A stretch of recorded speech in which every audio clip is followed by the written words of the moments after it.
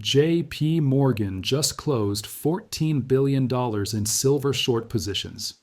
They didn't announce it. They didn't explain it. They just quietly exited while telling retail investors silver is a bad investment. This is the smart money running. And if you know where to look, you can see exactly what they're doing and why they're doing it now. Let me show you the data that proves major banks are systematically reducing silver derivative exposure. Let me show you the tactics they're using to exit without causing the very price spike they're trying to avoid. And let me show you why their exit strategy tells us they believe $100 silver is coming sooner than anyone publicly admits. Start with the CFTC data. Commitments of traders reports show positioning of different market participants. Commercial traders, the category that includes banks, have reduced net short positions in silver by 42,000 contracts over the past 6 months. That's 210 million ounces. At current prices, that's $5 billion in short exposure that's been closed. But the CFTC data only captures futures positions. It doesn't show options, swaps, or OTC derivatives. To see the full picture, you need to look at multiple data sources simultaneously. Bank derivative disclosures to the OCC show total precious metals derivatives across U.S. banks decreased by 18% in the most recent reporting period.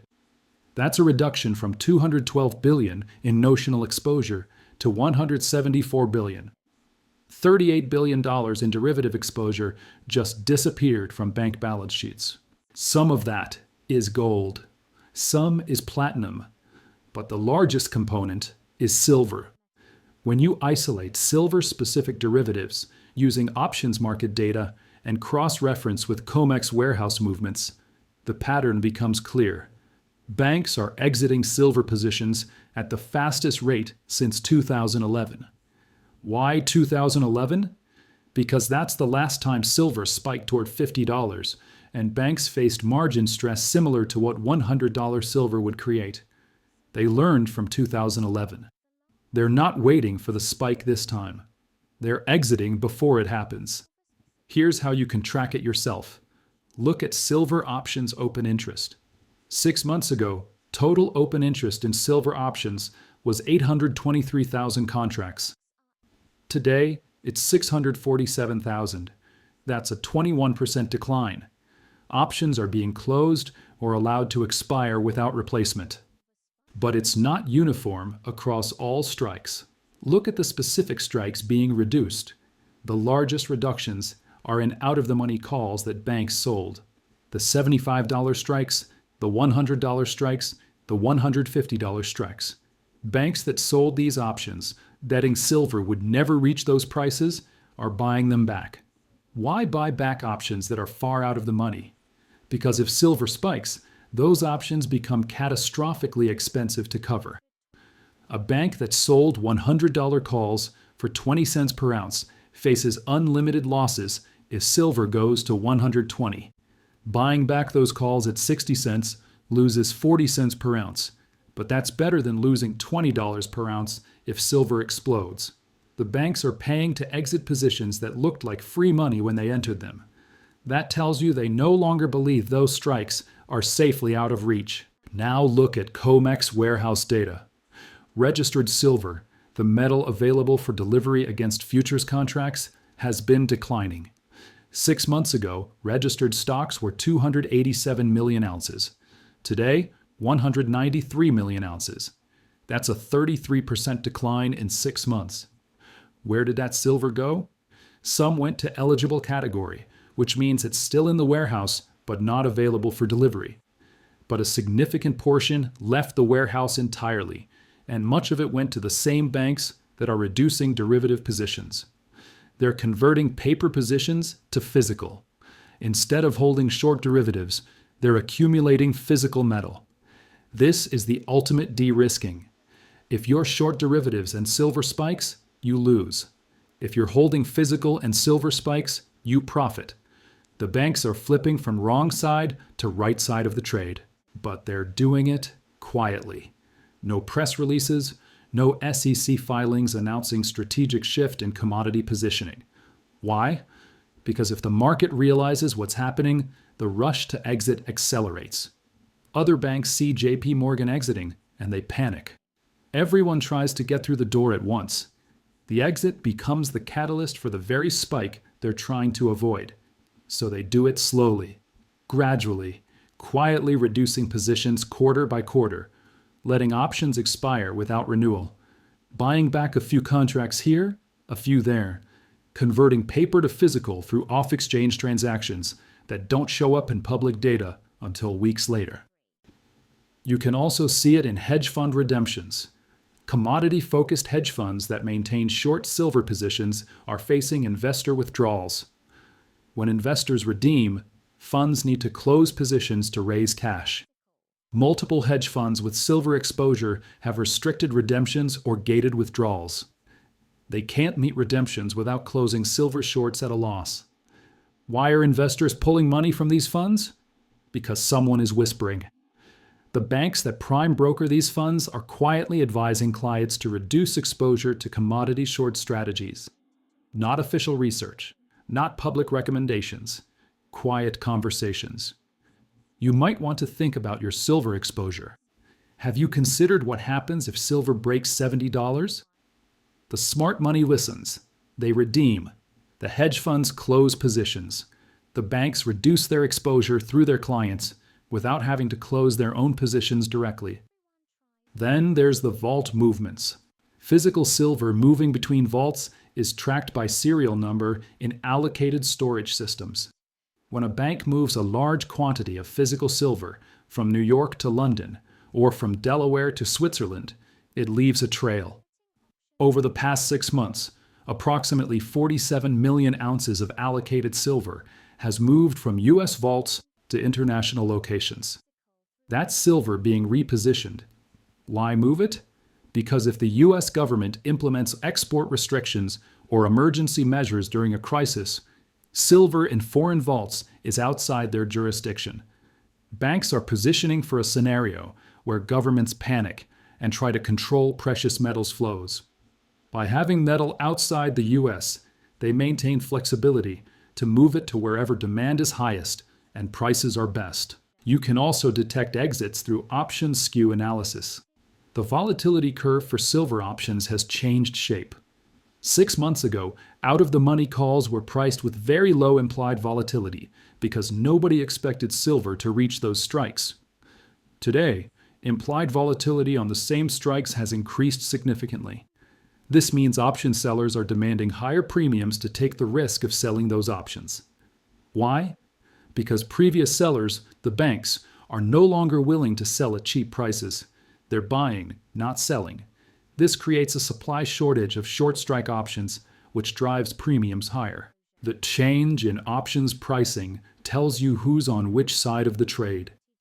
When banks were confidently selling $100 calls for 20 cents, it signaled they thought $100 was impossible. Now they're buying those same calls at 60 cents. That signals they think $100 is possible, and they don't want to be short when it happens. Corporate hedging patterns tell the same story. Industrial companies that use silver have typically relied on price caps sold by banks. A manufacturer pays a fee to cap their silver costs at a certain level. If silver exceeds that level, the bank pays the difference. But banks are no longer offering these caps at reasonable prices. A price cap at $75 that used to cost $2 per ounce now costs $8. Banks are pricing in much higher probability of silver reaching those levels. Or they're refusing to sell caps entirely. This forces industrial users to either accept unlimited price risk or lock in fixed price contracts at higher levels. Either way, it reduces the short interest that banks were previously willing to take on behalf of corporate clients. Mining company forward sales show similar changes. Miners used to sell forward their future production at fixed prices. Banks would buy this forward production, creating a natural short hedge for their long derivative positions. But forward purchase programs have contracted dramatically. Banks are no longer willing to commit to buying silver at fixed prices 2 or 3 years out. They're worried about being locked into low purchase prices when spot market prices could be substantially higher. This leaves miners without hedging counterparties and banks without the natural shorts they used to carry. Then there's the regulatory filing patterns. Banks file quarterly risk reports with regulators detailing their commodity exposure. These aren't public, but summaries get released in aggregate. The most recent summary shows precious metals VAR, value at risk, declining across major banks. VAR measures potential losses. Lower VAR means either less exposure or less volatility. Silver volatility hasn't decreased, which means exposure has decreased. Banks are carrying less silver risk than they were 6 months ago. All of this data points one direction. Banks are exiting. Not all at once, not in a panic, but systematically, methodically, strategically reducing positions that would be catastrophic if silver spikes. Why now? What do they know? Look at what's changed in the past 6 months. Industrial demand projections have been revised higher. Solar panel manufacturing is accelerating faster than previous forecasts. Electric vehicle adoption is exceeding targets. The deficit between supply and demand is widening faster than expected. Mine production data is coming in below projections. Major producing countries are seeing declining output. Exploration isn't finding replacement reserves. The peak production narrative is becoming consensus. Central bank buying, which we covered in another video, is accelerating. When central banks accumulate an asset, it removes supply from the market permanently. Banks understand that central bank buying creates one-way pressure on prices. Geopolitical tensions are increasing. The US-China relationship is deteriorating. Russia is cut off from Western markets. Supply chains are fragmenting along geopolitical lines. Strategic materials like silver are being stockpiled as insurance against supply disruptions. Any one of these factors could push silver prices higher. All of them happening simultaneously creates a convergence that banks can see coming. They're not waiting for official forecasts to confirm what their internal models already show. The smart money is running, but they're running quietly. They can't all exit at once. The market isn't liquid enough, so they're taking turns. JP Morgan closes some positions. HSBC closes others. Bank of America reduces elsewhere. They're coordinating without coordinating, each firm acting in its own interest, but creating a collective exit. What does this mean for you? When banks are exiting short positions, you want to be on the other side of that trade. If the banks are closing shorts, they believe prices are going higher. If they're converting paper to physical, they believe physical will outperform. The exit is accelerating. What took banks 3 months to reduce used to take them a quarter. Now they're reducing the same exposure in weeks. The timeline is compressing. Whatever they're preparing for, they think it's coming sooner than previously expected. Banks are quietly exiting silver positions. The smart money is running. The question is whether you recognize what this means and position accordingly, or whether you wait until the exit is complete and the spike begins. Because when the last bank closes its short positions, there's no more selling pressure holding the price down. And that's when $100 silver stops being a scenario and becomes reality.